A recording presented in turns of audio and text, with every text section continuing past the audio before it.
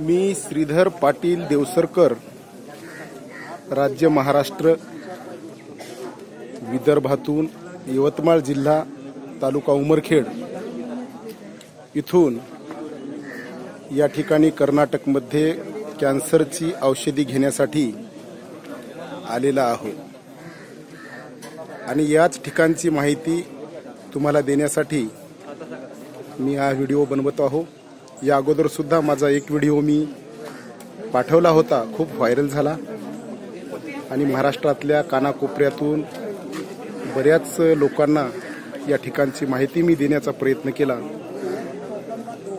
आजचा सुद्धा हा व्हिडिओ बनवण्यामागचा उद्देश असा आहे की त्या व्हिडिओमध्ये माहिती ऐकून बऱ्याच जणांनी काही प्रश्न मला विचारलेत, काही माहिती माझ्याकडून देण्याची राहिली होती, म्हणून हा आजचा व्हिडिओ मी बनवत आहो तुमच्या सर्वांसाठी। मित्रहो, हे ठिकाण आहे नरसीपुरा आणि याच ठिकाणी नारायण मूर्ती हे कॅन्सर सारख्या दुर्धर आजारावर इलाज करण्यासाठी आयुर्वेदिक औषध देतात।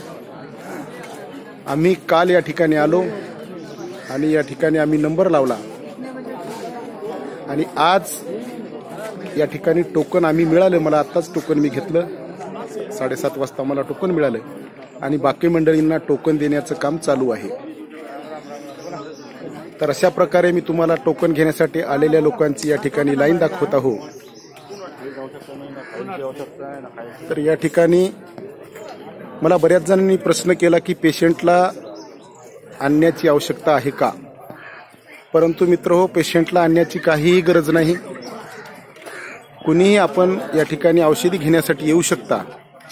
फाईल उपलब्ध आणली तर चालते आणि आपल्याकडे जर पेशंटची फाईल नसेल तर आपण फाईल आणली नाही तरी या ठिकाणी औषधी देण्यात येते।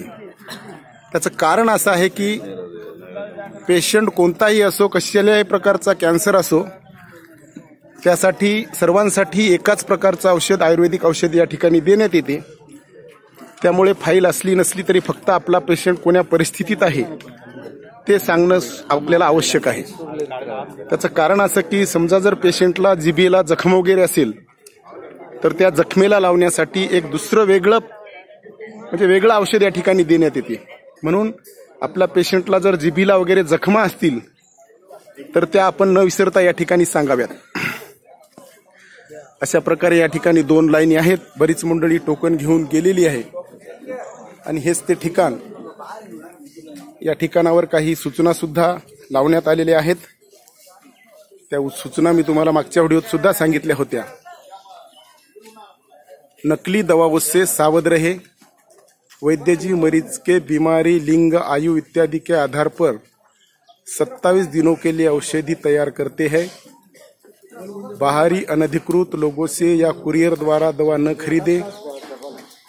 नकली दवा सीधे साधे लोगों को नुकसान पहुंचा सकती है या जानलेवा भी हो सकती है। वैद्य जी द्वारा बनाई गई औषधियों की वैधता 27 दिन तक है, जिसके बाद दवा की समय सीमा समाप्त हो जाती है। तो ये सूचनाएं नारायण मूर्ति जी ने आप सभी लोगों के लिए दी है। नारायण मूर्ति ये बहुत अच्छा काम कर रहे हैं, इसलिए इनको त्यांना पुरस्कार देऊन सुद्धा सन्मानित करण्यात आलेला आहे आणि त्यांचे हे पुरस्कार मी तुम्हाला दाखवत आहो। त्यांना पद्मश्री, पद्मविभूषण, पद्मभूषण अशा पुरस्कारांनी सुद्धा सन्मानित करण्यात आलेलं आहे। हे त्यांचे सर्टिफिकेट आणि अतिशय चांगलं ते कार्य करत असल्यामुळं माझ्या माहितीप्रमाणे त्यांना कर्नाटक शासनानं 300 एकर या डोंगराळ भागामधील शेती ही आयुर्वेदिक वनस्पतींची लागवड करण्यासाठी दिलेली आहे। अशा प्रकारे हे ठिकाण आहे आणि इथंच बाजूला आपल्या नाश्त्याची सुद्धा व्यवस्था आपली आहे। या ठिकाणी आलेली मंडळी नाश्ता करतात, नाश्त्याची सुद्धा व्यवस्था या ठिकाणी आहे। तर दुसरं सांगायचं म्हणजे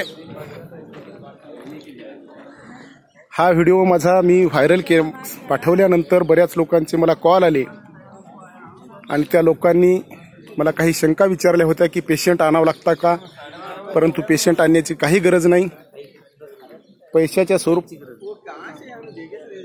पैशाच्या बाबतीत सांगायचं झालं तर एका महिन्याच्या औषधीसाठी आपल्याला 400 रुपये या ठिकाणी औषधीसाठी घेतात. आणि या बिमारीचा आणि औषधीच्या पैशाचा जर विचार केला तर ही रक्कम फार मोजकी आहे. ही बाहेरून आलेल्या मंडळींची गाड्या.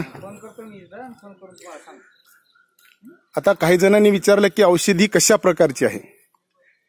तर मित्रहो, आपल्याला औषधी म्हणून 3 पुड्या देण्यात येतात आणि त्या 3 पुड्या आपल्याला त्या 3 पुड्याची औषधी आपल्याला बनवायची आहे आपल्या घरी. तर त्याची प्रक्रिया अशी आहे की त्यांनी दिलेल्या पुड्यातील 1 पुडी आपण घ्यायची आणि मोठा एखादा गंज घेऊन त्या गंजामध्ये पातेल्यामध्ये आपल्याला ती पुडी आणि 6 लिटर पाण्याच्या द्रावणात ती पुडी टाकायची आहे. आणि त्याच्यामध्ये 2 चमचे मिरे आणि 2 चमचे जिरं हे बारीक करून त्या पावडर सोबत आपल्याला त्या पाण्यामध्ये उकळायचं आहे. आणि ते पाणी एवढा वेळ उकळायचं की ते 3 लिटर शिल्लक राहिले पाहिजे. 3 लिटर पाण्याची वाफ झाली पाहिजे. मग राहिलेलं द्रावण जे 3 लिटर आहे ते आपलं औषध आपल्याला पुन्हा ते सुती कपड्यामध्ये वस्त्रगाळ करून आपल्याला ते औषध आपलं तयार होईल. आणि असं हे वस्त्रगाळ केलेलं द्रावण म्हणजे आपली ही कॅन्सरची औषधी तयार झाली. मग आपल्या पेशंटला सकाळी, दुपारी आणि संध्याकाळी अशी 3 वेळ पेशंटला पोटात काहीतरी खाऊन, पेशंट खात असेल तर त्याला खाऊ घाला. आणि काही पेशंट जर खात नसतील, लिक्विडच्या रूपात असेल त्यांचा आहार, तर त्यांना काहीतरी लिक्विडच्या स्वरूपात आपण पाजायचं. आणि त्यानंतर 100 मिली हे औषध आपल्याला आपल्या पेशंटला द्यायचं. अशी एका पुडीचं द्रावण हे आपल्याला 10 दिवस पाजायचं. रोजचं 300 मिली म्हणजे 10 दिवसामध्ये आपलं ते 3 लिटर द्रावण आपलं पुरेल. आणि त्यानंतर आपल्याला पुन्हा त्याच प्रक्रियेनं दुसऱ्या पुडीचं औषध करायचं. आणि अशा एका महिन्याची औषधी आपली झाल्यानंतर आपण ही औषधी पुन्हा घेण्यासाठी यायचं आहे. आता बऱ्याच लोकांनी प्रश्न केला की औषधी किती दिवस घ्यावी लागेल. तर त्याचं सरळ उत्तर आहे की आपला पेशंट कोण्या स्टेजला आहे. आपला जर पहिल्या दुसऱ्या स्टेजला असेल तर आपल्याला त्याचा लवकर रिझल्ट मिळेल आणि आपण पुन्हा डॉक्टरकडे त्याच्या तपासण्या करून आपल्याला आपलं कळेल की आपला पेशंट कोण्या परिस्थितीत आहे. म्हणून ते आपल्या पेशंटच्या कॅन्सरची बिमारी ही कोण्या स्टेजला आहे याच्यावरती अवलंबून आहे. त्यानंतर मित्रहो, अनुभव जर या औषधीचा सांगायचा झाला तर खूप चांगले पॉझिटिव्ह रिझल्ट या औषधीच्या बाबतीत ऐकायला मिळालेत. खूप जणांनी म्हणजे चांगले फरक पेशंटला पडलेला आहे.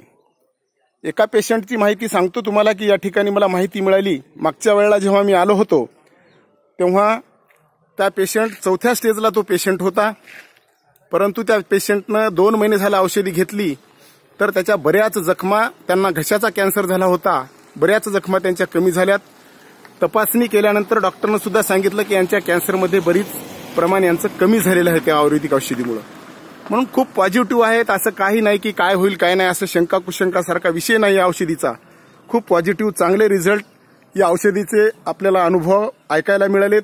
आणि म्हणूनच या औषधीवरचा आमचा विश्वास वाढला आणि म्हणूनच आज सुद्धा मी हा व्हिडिओ तुमच्यासाठी बनवत आहो. बऱ्याच जणांनी विचारलं की मार्ग दुसरा कोणता नाही का येण्यासाठी. तर मी मागच्या वेळेला बसनं आलो होतो म्हणून मी बसचा मार्ग सांगितला. यावेळेला आम्ही प्रायव्हेट वाहनानं आलेले आहोत. त्यामुळे प्रायव्हेट वाहनाचा मार्ग आपण लक्षात घ्या की आपल्याला हुबळीला यायचं आहे.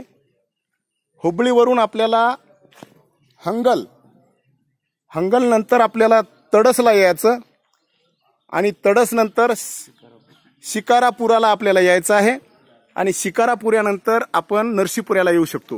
म्हणजे हा जो मार्ग आहे हे अंतर खूप आपल्याला कमी पडते. म्हणून मी तुम्हाला एवढंच कॅन्सरच्या माहितीबद्दल सांगू इच्छितो. आपण सुद्धा या. हा सुद्धा माझा व्हिडिओ पहिल्या व्हिडिओसारखाच व्हायरल होईल. आपल्याला सुद्धा त्याची माहिती मिळेल. दुसरी गोष्ट मित्र सांगू इच्छितो की आजच्या आपल्या राहणीमान म्हणा की आपल्या जीवनामध्ये दैनंदिनी म्हणा, आपली तुमची आमची शरीराला व्यायामाची कमतरता म्हणा किंवा खाण्यातला आहारातला आपला बदल म्हणा, या सर्व गोष्टीमुळं, आपल्या दिनचर्येमुळं, आपल्या राहणीमानामुळं या कॅन्सरसारख्या बिमारीचं प्रमाण हे खूप वाढलेलं आहे. मी तर सांगतो की माझा व्हिडिओ जेव्हापासून व्हायरल झाला मला रोजचे 5 ते 10 लोकांचे महाराष्ट्रातून वेगवेगळ्या ठिकाणून फोन येतात आणि कॅन्सरच्या बिमारीच्या या ठिकाणाची मला माहिती विचारण्यात येते. म्हणून मला एवढंच सांगू इच्छितो मी की ही बिमारी एवढं प्रमाण वाढण्यामागं खरोखर तुमची आमची राहणीमानाची पद्धत असो किंवा तुमची आमची व्यसनाधीनता असो, यामुळे या कॅन्सरसारख्या दुर्धर आजाराचं प्रमाण एवढं वाढलेलं आहे.